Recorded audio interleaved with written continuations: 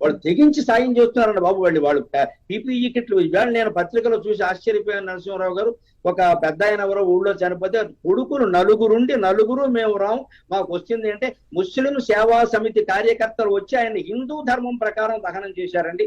ఆ ముస్లిం ఆ కార్యకర్తలందరికీ నేను నమస్కారం చేస్తున్నా చేతులెత్తి. మానవత్వం ఈ కథలు పిల్లలకి చెప్పాలండి, ఈ సంఘటనలు పిల్లలకి చెప్పాలండి.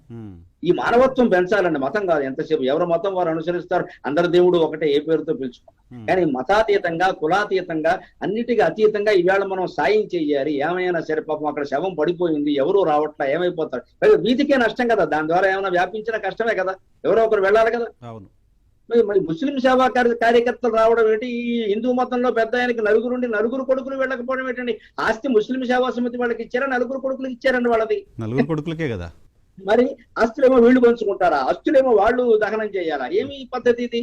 అంటే ఏది మానవత్వం? ఇక్కడ హిందూ ముస్లిం సమస్య